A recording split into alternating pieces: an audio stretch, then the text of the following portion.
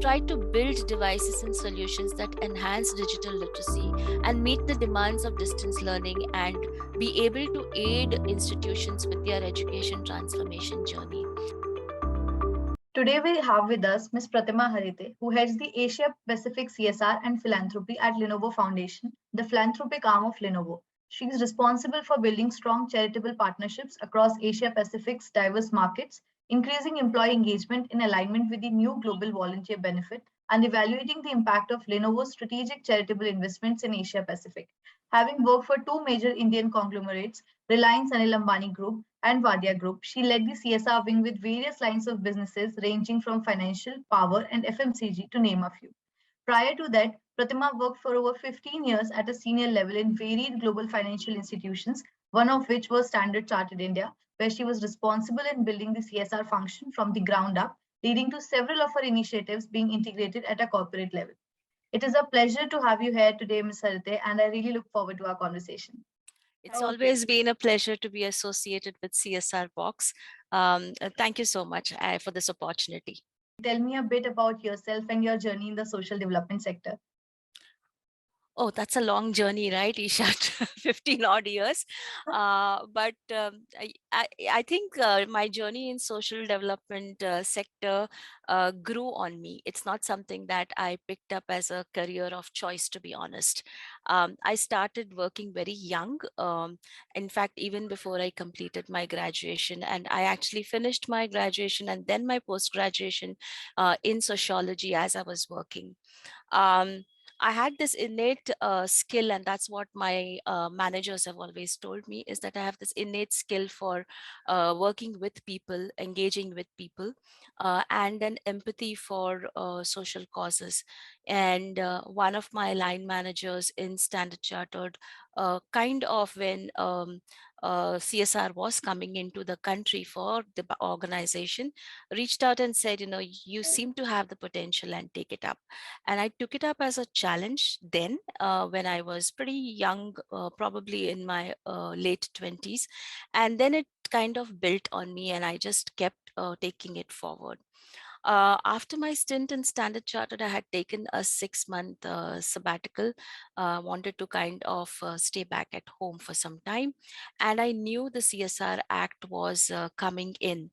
And I kind of, at that point of time, built my knowledge base around the Act. I was sleeping, breathing, eating the Act, so to say. And when I thought that I was ready, I reached out and started working with Bank of America, Merrill Lynch, and thereafter in Credit Suisse, where it was interesting to set up the policies and work around the compliances that were required for the Act. And then it just kind of grew. But in Standard Chartered was my learning ground. That is where I led very strong programs like the Seeing is Believing, which was at one point of time a fundraising initiative around visual impairment, or the Goal program, where we worked with adolescent girls in developing their life skills and financial literacy.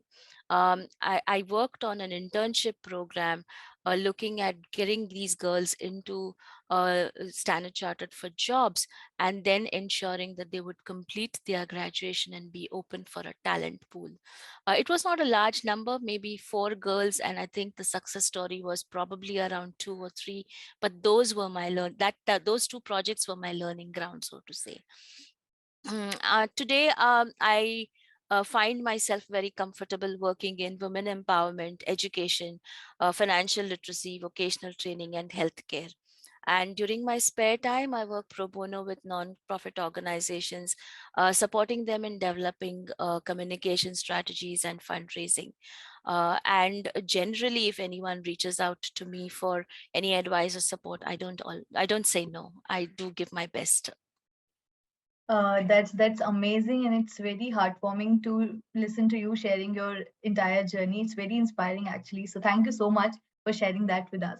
And moving forward, I would like to ask that what role does technology play in the socio-economic development of marginalized communities, and how is Lenovo leveraging the power of technology to create a positive impact? So technology, as we all know, enables free flow and access to relevant information, Right. training, skill development. It's imperative today in today's world, especially post pandemic, to be learning 21st century skills. Information and knowledge are critical components for poverty alleviation strategies, and technology offers the promise of easy access to information, which is useful to the marginalized communities. Hence, technology solutions can be providers to some extent of social cohesion and integration as a means for inclusion. So Lenovo looks at so Lenovo and Lenovo Foundation's social mission is to empower diverse, underserved, and underprivileged communities with technology and opportunity, especially in the communities in which we operate, to improve their way of living. We specifically work around advancing STEM education programs, increasing access of opportunities to the diverse populations, and empowering our employees to improve global communities. So, in my role at Lenovo, it's not just in India. I also look at Asia Pacific markets, and as you know, Asia Pacific in itself is also very, very diverse. Whether it's the economies, the communities, the people, the cultures, and also the social issues, whether it's in education or in skill training. So Lenovo CSR programs are focused on developing the capacity of teachers, who we believe are the driving force in executing the current or the new national education policy on the ground. And this is where our Lenovo Mekshala teacher enablement program comes in. We focus on the professional development and capacity building of the teachers. We've been supporting this program for the last 3 years, and we are proud to mention that we've been able to benefit 7,000 plus teachers in 350 schools. And we've reached out to about 210,000 plus students. We also focus on interventions that provide students with hands-on experiential learning, thereby propagating STEM mindsets in the students in their formative ages. And that's where our partnership with Agastya International Foundation's mobile education program comes in.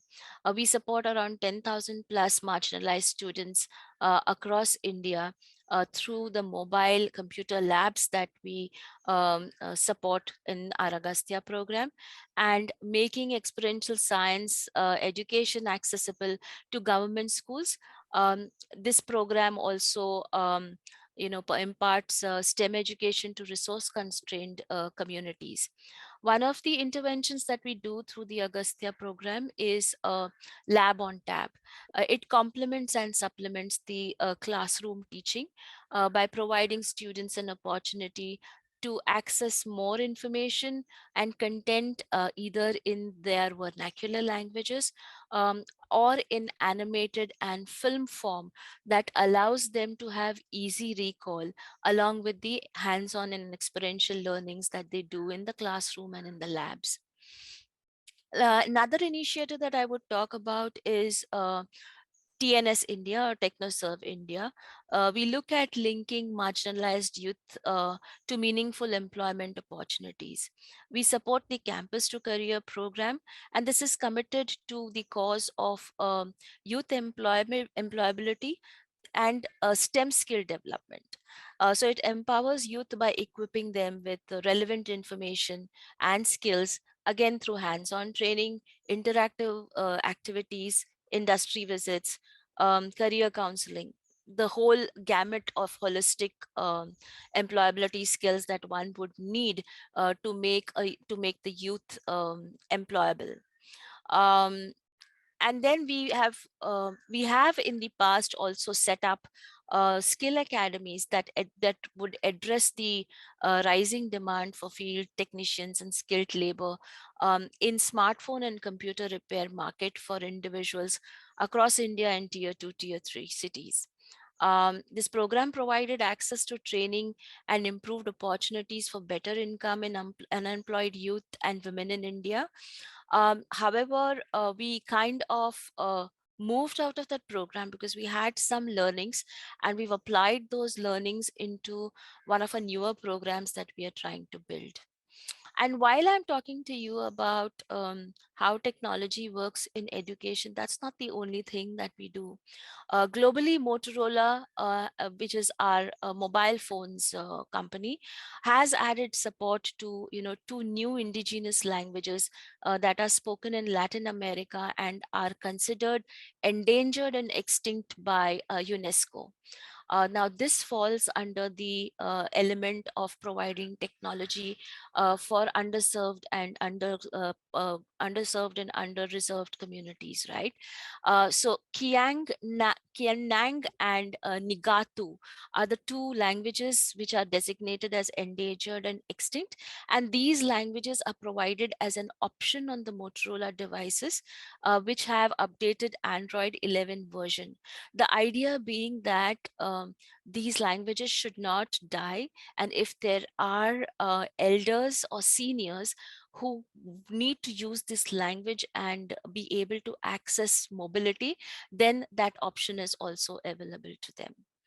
um, and lastly, I think I would also talk about how Lenovo has witnessed the growth in the number of e-learners, as many are opting for online classes and practicing distance learning.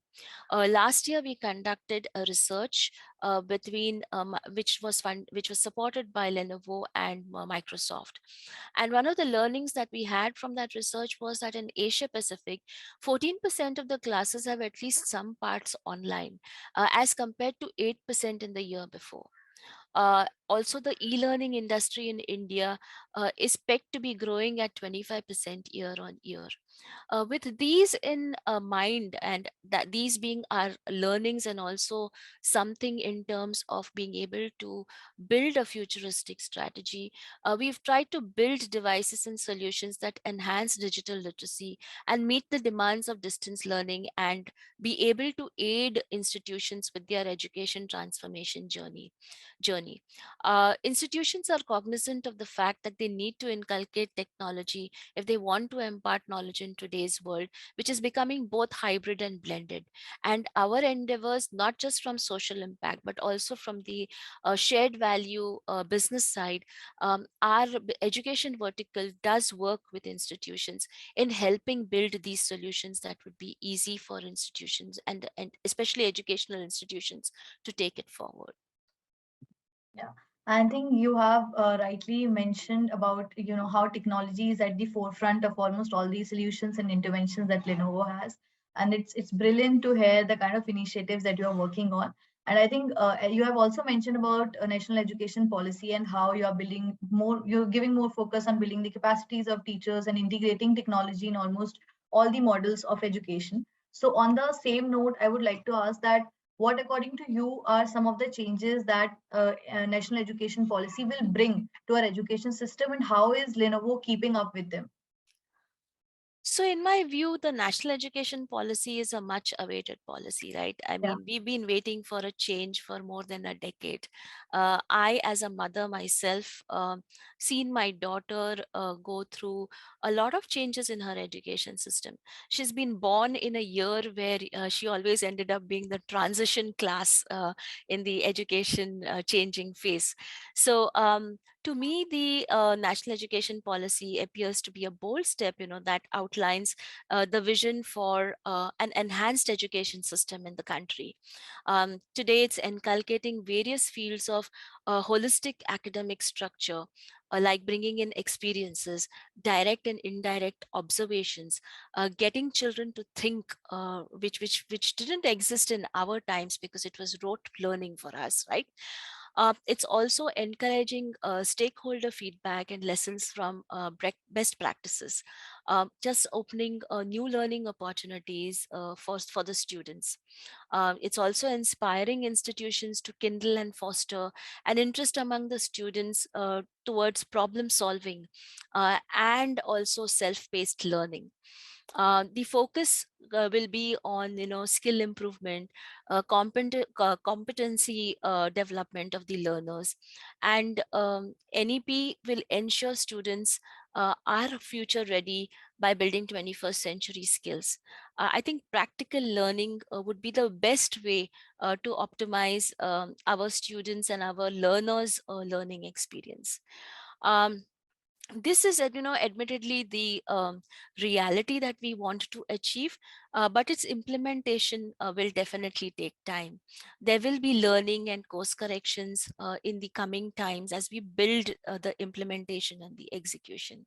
Nonetheless, it's an excellent approach for the way we will be looking at imbibing and advancing STEM education program and hands-on experiential learning. One of the things that kind of keeps me motivated about NEP is that um, while it builds the STEM perception in formative age of the students, it's also encouraging parents and teachers to also think about an holistic approach towards STEM education. In the past, if you said that you wanted to pick up a course in science, the immediate reaction of parents would be doctors and engineers. But there's so much more to science than just being doctors and engineers. Today there is space, there's astrophysics, there's astronomy, there's so much in research that you can look at. And again, I would take I'd veer a little away and talk about my daughter's example. She is getting into research and she wants to look at working with the pharmaceutical companies and research. At her age, during my time, that's not something that I would think about. And it's encouraging to see that this is what NEP will be bringing in more students as we go forward. Um, and I think now I would turn a little towards what Lenovo is doing in this space. So this was not new for Lenovo. We've been doing this for the last 3 to 4 years. Our Agastya program was exactly this, experiential STEM learning. Even simple things like the Pythagoras theorem, or even understanding what the solar system would look like, is all done through models. And taught uh, de- uh, through experiments that the children do in the science centers. And like I mentioned, the program employs this new initiative called the Lab on Tab that makes education so much more interactive and effective in the school, um, aiming to make it self-paced and supplement the high quality hands-on education. Um, and I think the other piece is that while we keep talking about Agastya and Meghshala, I think we also look at the foundation also from its philanthropic side, provide smarter technology by empowering communities further in access to technology. And this we did through, let's say, our a teacher training program, an additional teacher training program that we did with ICT Academy. During the pandemic, when lockdowns came in and new electronic mediums such as Zoom, Google Meet, and Teams started, one of the things that we realized was that there was a medium for teachers to interact with the students, but this was outside of the classroom. They did not have the knowledge of Microsoft product suite that would help them build lessons and lesson planning and content that would complement the electronic medium that was available. So with ICT Academy, we did 1,000 teachers training program on digital skills in rural schools in Tamil Nadu, Karnataka, and Gujarat.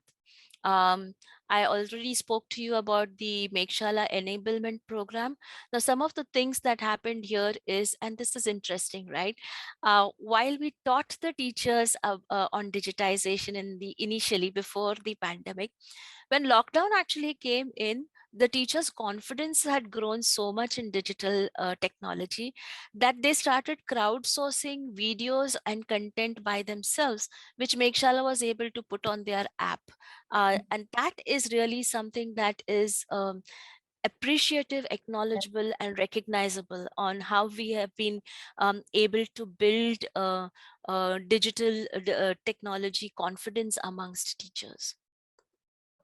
Right. And I think, as you have also mentioned, it was not possible to imagine the kind of avenues, new career opportunities that are unfolding. and that NEP will play a significant role in making them more available for the children. And it will be interesting to see, as you mentioned, how the implementation process will work, and how it will improve the overall learning outcomes of the students. So that is there. And thank you for sharing your personal stories along with the journey of Lenovo. It was great to hear that. So moving further, share with us briefly about how Lenovo is training youth in STEM education and offering them the employment opportunities. So, as we're all aware, the World Economic Forum Future of Jobs Reports 2020 estimates that by 2025, 85 million jobs may be displaced with a shift in the division of labor between humans and machines. Now, while that is the depressing part, the opportunistic or optimistic part is that 97 million new roles may emerge that would have adapted to the new division of labor between human machines and algorithms. Now, that is where the opportunity lies, right? So with this in mind, Lenovo has been implementing the STEM education programs through skill development for youth in India. And additionally, Lenovo Foundation recently launched a Transform Me grant round. It's called Transform Me because we believe that by providing skilling and upskilling opportunities and trainings, we are transforming the lives of the youth and the individuals who will undergo this training. So our initiative with TechnoServe or TNS India, as I mentioned earlier, links underprivileged youth to meaningful opportunities.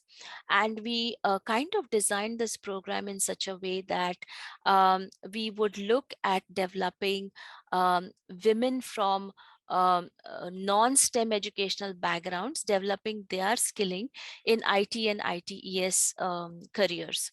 And the other stream of this program is working with youth from ITI colleges, and this program is in Puducherry, while the women program is in Mumbai. The Puducherry program developed in such a way is that we offer on-the-job training to the graduates who come out of the TNS training program at our manufacturing plant.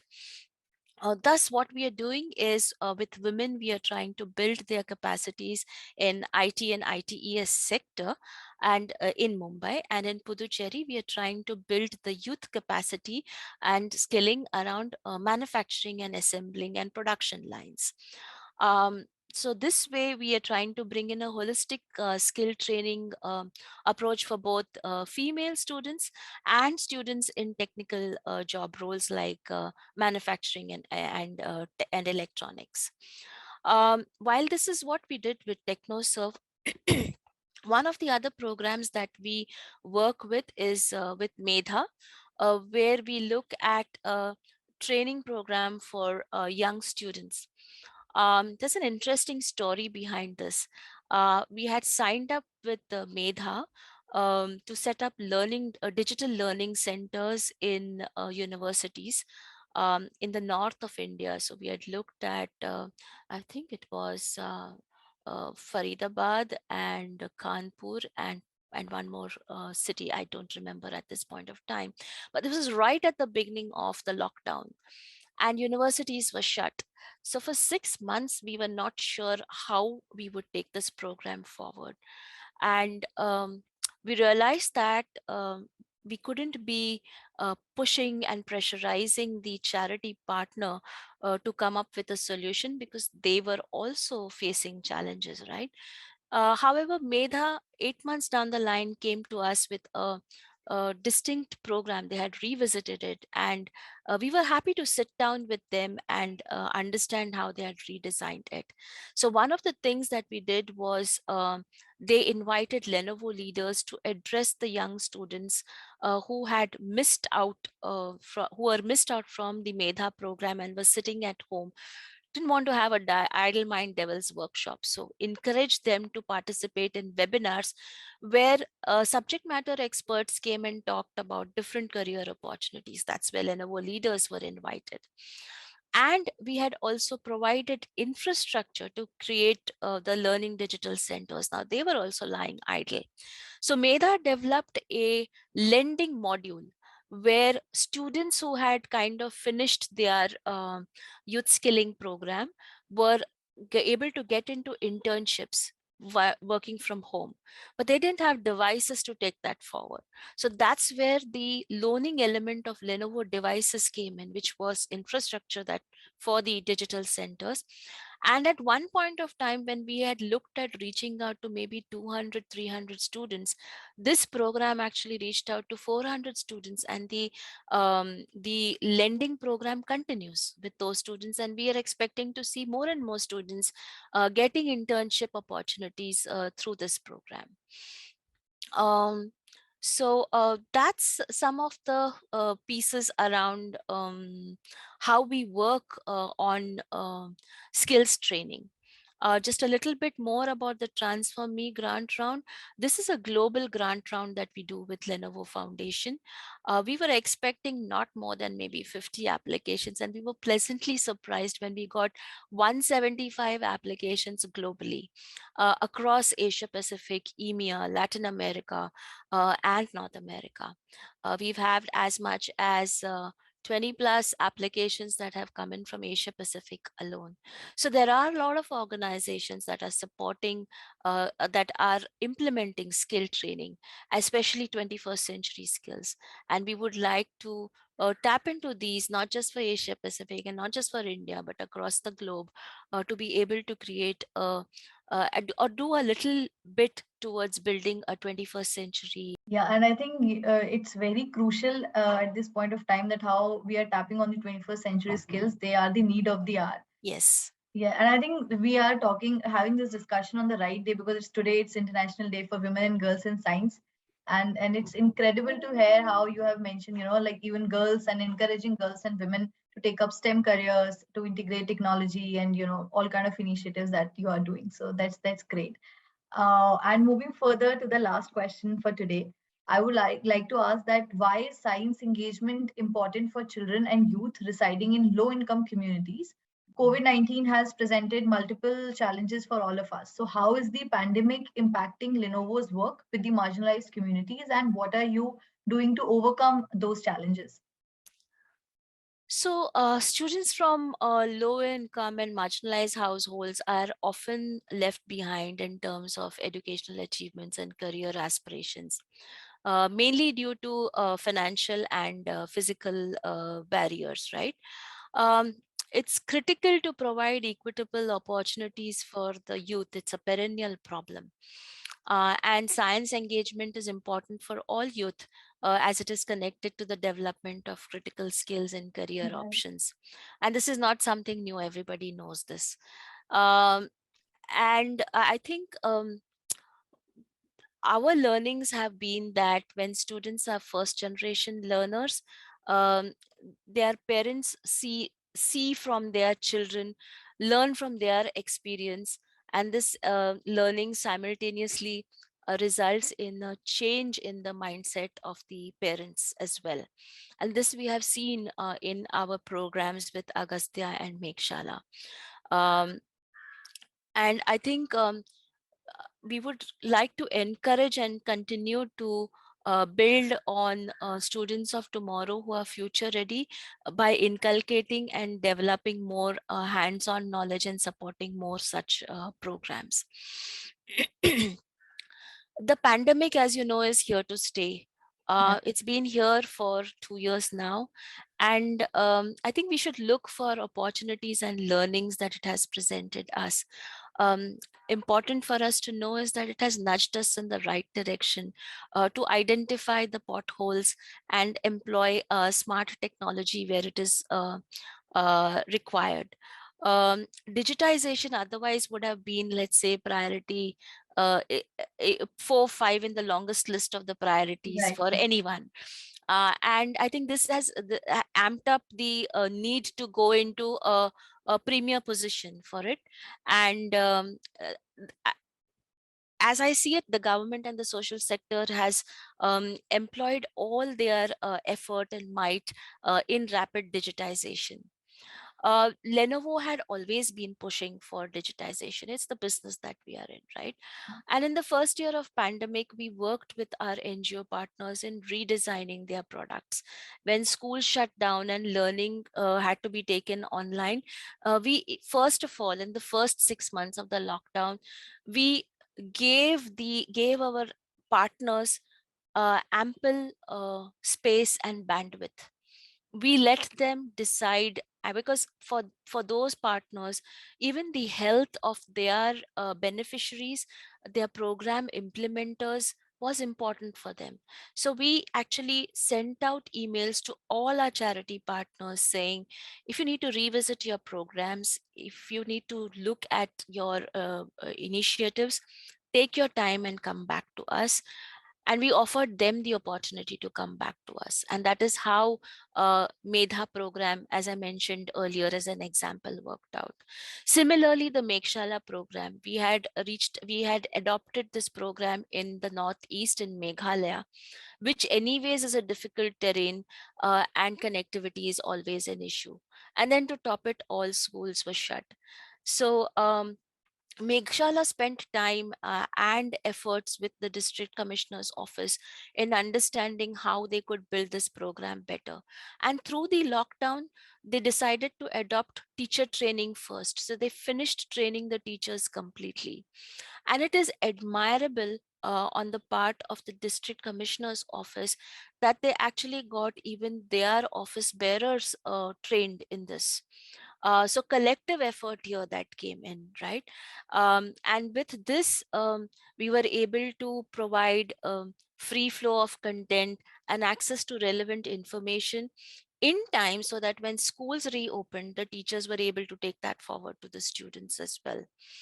Um, I think the other piece I would talk about is how our employees also supported Mekshala program. Mekshala was getting opportunities to expand into other states, but it did not have the capacity to translate lessons and content into languages where they could, native languages where they could move in. So one of the ideas that we came up with was approaching our employees who had whose mother tongue was the same as the state in which they were wanting to move. And employees first of all started supporting with Hindi translations, and then we started moving to other language translations that helped make Shala also adopt more states and develop better. Mm, I think the other pieces that we did was the Smart Classroom program with Yuva Unstoppable. We worked out a tablet learning and lending initiative, providing 300 Make in India tablets to 79 government schools in Gujarat. And that in turn impacted 8,000 plus girls in government schools in Gujarat. We also adopted Smarter Ed, which was one of the groundbreaking matching program of students to volunteer teachers. The idea was that during the lockdown, first generation students would require additional support of tutoring at home. And the Smarter Ed was a platform that allowed volunteer teachers, retired teachers, homemakers who had passion for teaching to register, and also get students to register who may want that support. And in the first 4 months of the launch, we saw 11,000 volunteer teachers and around 15,000 students registering for this program, which invited civil society to give their best to the communities. This program was led by Lenovo in conjunction with eVidyaloka, which is a not-for-profit organization that works in the space of education. Um, we are now also trying to build the Smarter Ed initiative to include a gift device model, which will launch in another 2 weeks, where again we are encouraging civil societies to spend a little less than 10,000 rupees to provide a device, a tablet, to students who may require the most. We're doing this as a pilot, and we are hoping that we'll be able to encourage more and more people to consider donating devices to students. And I already spoke to you about ICT Academy, how we looked at training the teachers. So these were some of the things that we tried to work through COVID-19 pandemic.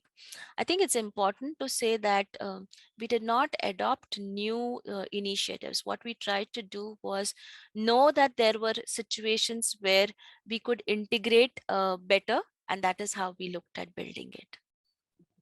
And I think I agree that if the pandemic wouldn't have happened, the rapid pace of digitization that we are seeing right now, it wouldn't be a reality, and it would have taken a lot of time. But thankfully, we are doing better. And as you have also mentioned, that we should adopt and we should adapt according to the situation, and we should integrate and change our approach, modify our approach and our strategy for all of our programs. So and also how you highlighted the importance of collective strength and collective efforts is something that we should all note and work on. So that brings our interview to a close. And thank you so much for sharing such wonderful thoughts, your learnings and experiences, along with multiple programs of Lenovo Foundation and the journey of Lenovo Foundation, and how you are focusing and integrating technology in all your interventions. So it's an absolute pleasure interacting with you today. Thank you so much for joining us. Thank you, Isha. And I'd just like to take the opportunity to say that the research report that came out on education has some interesting highlights. I also like the fact that you are now putting out job informations for people who may want to pick up social sector opportunities. So Right. thank you, CSR Box, and all your team for all the hard work that you put in. Thank you.